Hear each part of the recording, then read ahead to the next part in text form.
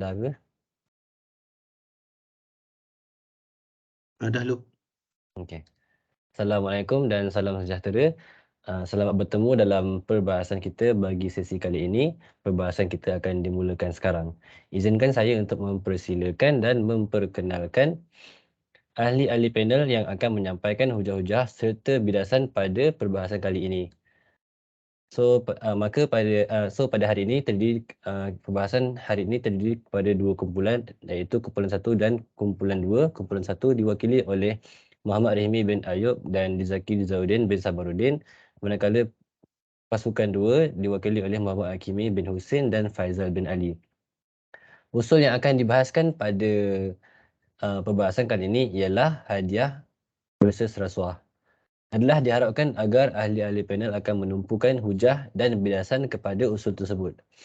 Kita mulakan perbahasan pada hari ini dengan ini saya mempersilakan panel pertama dari kumpulan 1 tampil untuk mengemukakan usul perbahasan, menyampaikan definisi dan membahaskan isu tersebut bagi pasukan 1. Dipersilakan. Okey, terima kasih kepada saudara Luqman. Okey, Assalamualaikum warahmatullahi wabarakatuh. Jadi berkaitan dengan hadiah, saya akan mendefinisikan apa itu hadiah. Jadi apa yang kita faham dengan hadiah iaitu hadiah merupakan sesuatu pemberian daripada seseorang kepada orang lain. Ia boleh dijadikan sebagai satu penghargaan ataupun boleh dijadikan sebagai satu kenangan untuk masa hadapan. Jadi apabila kita memberi hadiah ini, kita tidak boleh mengharap balasan daripada orang tersebut untuk memberikan hadiah kepada kita semula. Itulah definisi bagi hadiah bagi saya. Okey, sekian, terima kasih. Okey, terima kasih kepada Muhammad Rahimi bin Ayub. Seterusnya, dipersilakan seorang lagi panel dari pasukan 1 untuk mengemukakan usul perbahasan. Okey, terima kasih kepada moderator kita iaitu Luqmanul Hakim, dan terima kasih juga untuk wakil untuk pihak hadiah iaitu Rahimi bin Ayub. Okey, dekat sini saya ingin memberitahu ataupun menerangkan berkenaan tentang kelebihan dalam memberikan hadiah ataupun erti kata lain iaitu sedekah. Okey, dekat sini saya boleh simpulkan akan ada 3 poin penting ataupun 3 isi penting, iaitu adalah untuk mendapatkan ganjaran daripada Allah Subhanahu Wa Taala. Yang kedua adalah untuk disukai oleh manusia, dan ketiga adalah untuk rezeki itu sendiri akan bertambah. Okey, dalam kata lain, okey, kita mengambil contoh apabila seorang ataupun kita mengambil contoh keluarga, apabila seorang anak itu mendapatkan hadiah daripada seorang bapa ataupun ibunya sendiri apabila dia mendapatkan satu pencapaian terbaik daripada segi akademik. Okey, dekat sini kita boleh nampak apabila pihak ibu dan ayah ataupun keluarga memberikan sesuatu hadiah itu kepada anaknya disebabkan oleh anak itu sendiri mendapatkan pencapaian terbaik dalam pendidikan. Okey, seterusnya adalah untuk kita menentukan hadiah ataupun rasuah. Okey, saya ingin mengatakan untuk hadiah kita mempunyai syarat ataupun rukun untuk hadiah. Okey, yang pertama, orang yang memberi hadiah itu syaratnya adalah dia adalah mempunyai ataupun memiliki hak mutlak, dan orang yang menerimanya adalah orang yang layak untuk mendapatkan. Yang ketiganya adalah ijab dan kabul. Okey, itu adalah dua benda penting dalam erti kata lain untuk hadiah, iaitu pertama kelebihan dan kedua adalah syarat. Okey, itu saja. Sekian, terima kasih. Okey, saya mengucapkan terima kasih kepada panel dari pasukan 1 atas hujah yang dikemukakan. Seterusnya, dipersilakan pula panel dari pasukan 2 untuk mengemukakan usul perbahasan, menyampaikan definisi dan membahaskan isu tersebut. Dipersilakan. Okey, pertama sekali apa yang kita kena faham sekarang ialah apa itu maksud rasuah itu sendiri. Okey, kalau kita lihat daripada website SPRM sendiri, maksud rasuah itu memberi maksud penerimaan atau pemberian suapan daripada upah ataupun dorongan untuk seseorang individu kerana melakukan atau tidak melakukan sesuatu perbuatan yang berkaitan dengan tugas rasmi. Suapan terdiri daripada wang, hadiah, bonus, undi, perkhidmatan, jawatan, upah dan diskaun. Sebagai contoh, seorang kontraktor telah menghadiahkan seutas jam tangan kepada seorang pegawai kerajaan kerana telah meluluskan projek kepada syarikat milik kontraktor berkenaan. Berdasarkan Akta Suruhanjaya Pencegahan Rasuah Malaysia 2009, Akta SPRM 2009, Akta 694, pertama, meminta dan memberi rasuah, Seksyen 16 dan 17A Akta SPRM 2019. Yang kedua, menawar dan memberi suapan, Seksyen 17B Akta SPRM 2009. Yang ketiga, mengemukakan tuntukan palsu, Seksyen 18 Akta SPRM 2009. Yang keempat, menggunakan jawatan ataupun kedudukan untuk suapan pegawai badan kerajaan, Seksyen 23 Akta SPRM 2009. Akta-akta yang saya sebutkan di atas adalah sedikit sebanyak akta-akta yang berkaitan dengan rasuah dengan apa yang kita bincangkan hari ini. Okey, untuk poin seterusnya saya akan beri kepada saudara sahabat saya. Terima kasih. Terima kasih kepada panel dari pasukan 2 Muhammad Hakim bin Husin atas hujah yang dimukakan tadi. Seterusnya dipersilakan pula panel dari panel kedua dari pasukan 2 untuk mengemukakan hujah. Okey, Assalamualaikum warahmatullahi wabarakatuh dan selamat petang. Okey, saya akan tekankan kembali apa itu rasuah. Rasuah sebagaimana saudara Hakimi telah bercakap, rasuah adalah penerimaan atau pemberian suapan atau dorongan untuk seseorang individu kerana melakukan atau tidak melakukan suatu perbuatan yang berkaitan dengan tugas rasmi. Okey, di sini poin yang paling penting adalah tugas rasmi. Okey, saya akan bercakap pula faktor berlakunya rasuah. Yang pertama, gejala rasuah selalu berlaku disebabkan sikap negatif individu yang suka bermewah-mewah, iaitu materialistik. Okey, yang kedua adalah gejala rasuah berlaku disebabkan oleh pegangan agama yang rapuh. Ini termasuk pada semua orang, semua bangsa, iaitu Melayu, India, Cina yang beragama Islam, Kristian dan sebagainya. Kerana pegangan agamanya yang sangat rapuh. Okey, seterusnya adalah kesan-kesan gejala rasuah kepada negara.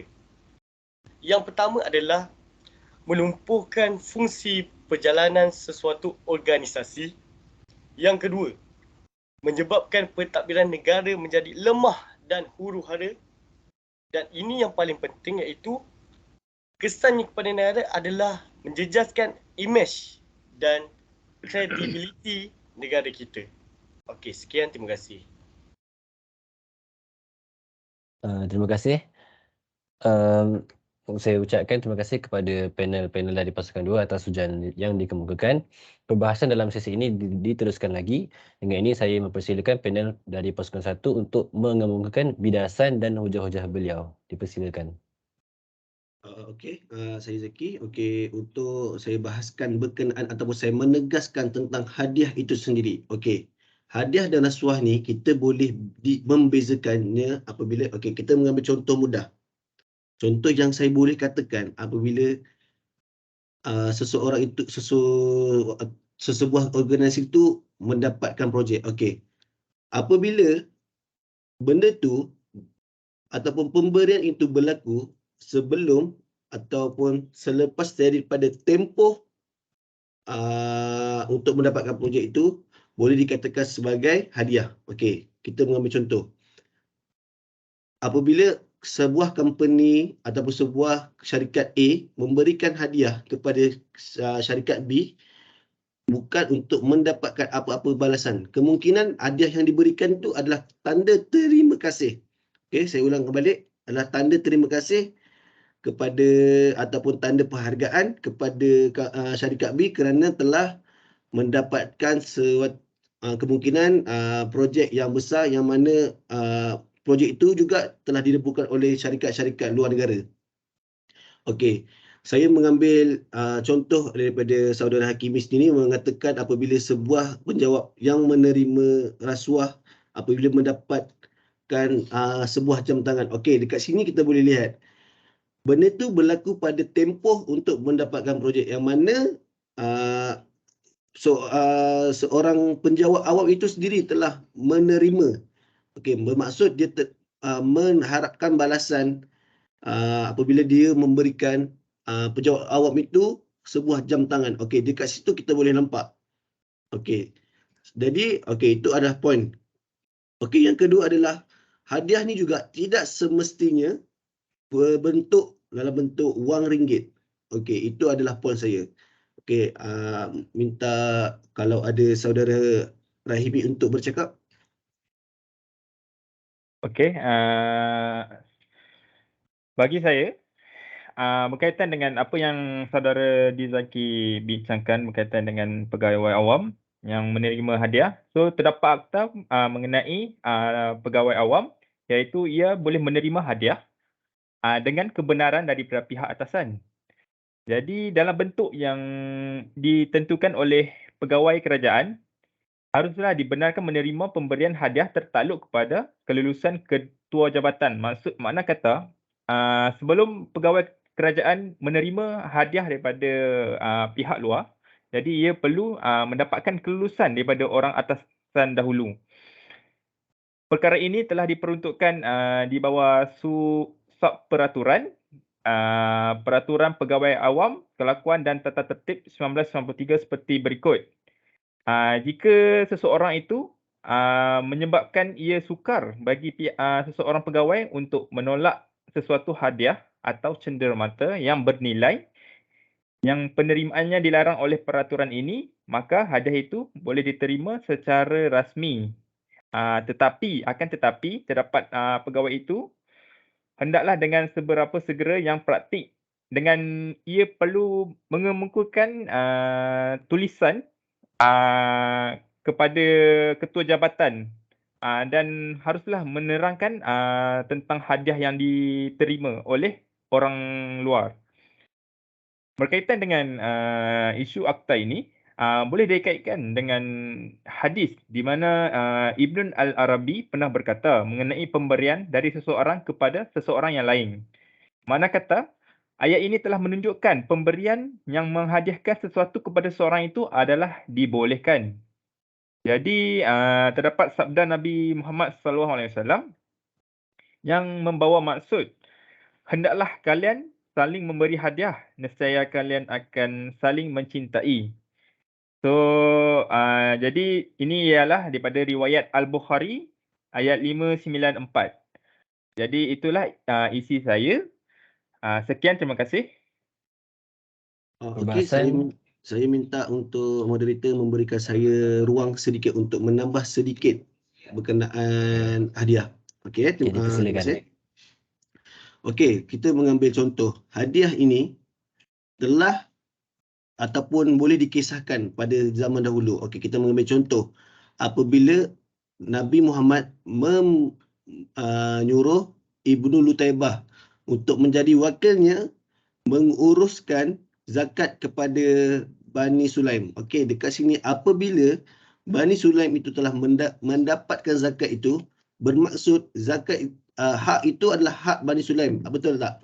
Jadi kat sini kita boleh nampak apabila Bani Sulaim itu memberikan sesuatu penghargaan kepada Nabi Muhammad kerana telah membantunya, dekat sini Nabi Muhammad telah mengatakan bahawa itu adalah hak dia dan dia berhak memberikan benda tu kepada sesiapa saja untuk mendapatkan manfaatnya. Dekat situ kita boleh nampak dia telah bermaksud yang berkenaan dengan kelebihan yang memberi maksud mendapatkan ganjaran daripada Allah Subhanahu Wa Taala dan berkongsikan kepada sesiapa yang berhak untuk menerimanya. Okey, di situ. Okey, sekian, terima kasih. Okey, terima kasih dan panel dari pasukan 1 atas bidasa yang diberikan. Pembahasan dalam sesi ini diteruskan lagi. Dengan ini saya mempersilakan panel pasukan dari pasukan 2 untuk mengemukakan bidasan dan hujah-hujah beliau untuk mempertahankan pendirian mereka. Dipersilakan. Terima kasih saudara Zaki dan saudara Rahimi. Walau bagaimanapun, saya agak bersetuju dengan hujah-hujah yang anda sampaikan. Tetapi, jika niat kita dengan niat hajat